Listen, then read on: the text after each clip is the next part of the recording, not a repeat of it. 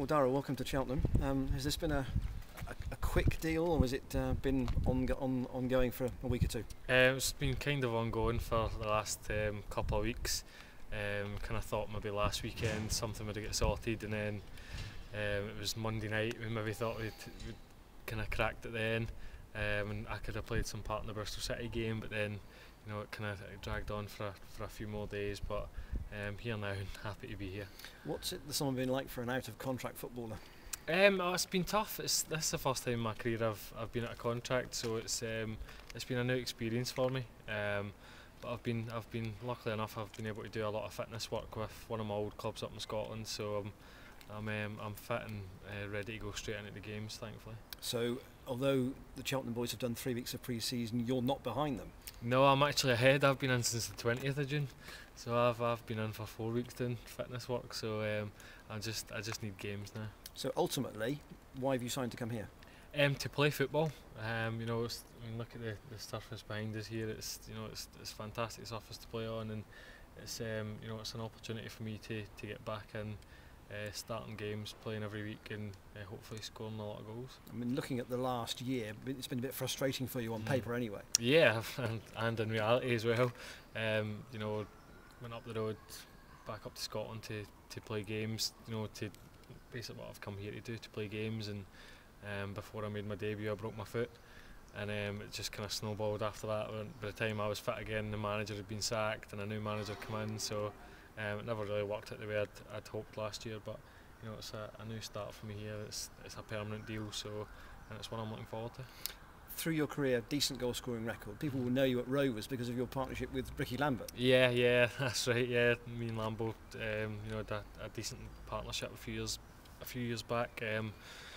Mind you, he scored a lot of the goals. I think we got 40 between us or something, or 45 between us, but he got 29 of them. So, but no, that was a good partnership, and I seem to have enjoyed a lot of my success playing beside a bigger striker.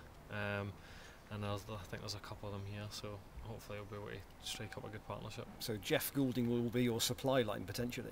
Potentially, yeah. I mean, obviously it's down to the manager to decide at the end of the day, but there's good competition as well. There's four strikers at the club at the minute, so there's good competition. Have you had a word with Steve Elliott? Because obviously you would have known him for what, 2 years at Rovers? Yeah, I come down and had a look around the training ground and spoke to the manager. I think it was the start of last week, and I texted Stevie then, so he's been kind of texting back and forth, and he's been great, the big man. I knew him from my time at Rovers. He's just saying, anything you need, any questions, don't be afraid, just ask me. So he's been great. And has he given you a good CV of Cheltenham? Yeah, he has. He's enjoyed his time here. So it's he kind of gave me a wee bit of an insight into what the club was like, what the manager was like, what training was like, what the group of boys were like. So I got a good insight into it. Is there an element of a family decision here as well? Because obviously, if you're playing in Bristol, you're living locally in Bristol, and presumably you're not going to move house. No, I'll be moving when I moved on loan back up to Scotland. I moved house, so I'm bringing my wife and my son back down again, which she probably won't thank me for. But they're going to come back down as soon as we find a house. We'll come back down, and all our family will be back up in Scotland. So it'll be tough for a wee man at first, but hopefully we'll be able to settle in quite quickly. And nothing better to settle in than scoring a few goals. Exactly, yeah. But bottom line is regular football. That's why you're here. Yeah, I mean, because whenever I've played regularly anywhere, I've always scored goals. So I'm quietly confident in my own ability to score goals given the chance. And that's what I'm here to prove. And do you hope to play a part on Saturday at some point? Yeah, I mean, I've not played any match time whatsoever yet this season, so maybe start slow, maybe half an hour, and then build up for there, 45 minutes, 60 to 90, so and be ready for 90 minutes for the first game of the season.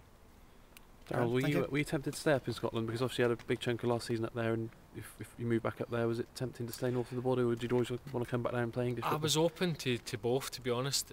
Wherever I was going to be given the opportunity to play every week, or at least be given the chance to prove that I'm good enough to play every week, was going to be a major factor for me, and I'm hopefully going to get that opportunity here. Yep.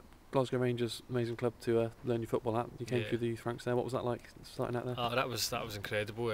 But unfortunately, when I was coming through the ranks is when they started throwing all the money at it, and they were buying Torre Andrew Flo for £12 million and stuff like that. So it was difficult to break through. But from a football education wise, you know, they had Murray Park, which was you know, it's a 15 million purpose built training facility, and you know, you've got all the best of equipment and stuff like that. So from that point of view, it was you know, you couldn't really have asked for a better football and education, really. Yeah. Were there many players you grew up with at Rangers who've gone on to big things and played in Europe and played for Rangers regularly? I still speak regularly to Charlie Adam. He's one of my good mates from Rangers.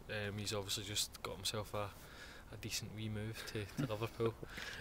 So I still speak to Chris Burke as well. He's just left Cardiff to go to Birmingham. So I know him. Ross McCormack is now at Leeds. So there's boys kind of all over the place. There's still a few boys up in Scotland that I used to play with at Rangers as well. So there's actually a lot of boys that we kind of grew up playing together that are still in the game, which is quite unusual. Yeah.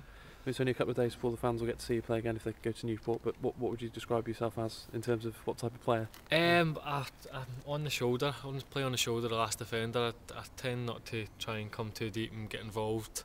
I tend to be on the end of moves rather than kind of involved in the middle or the start of them.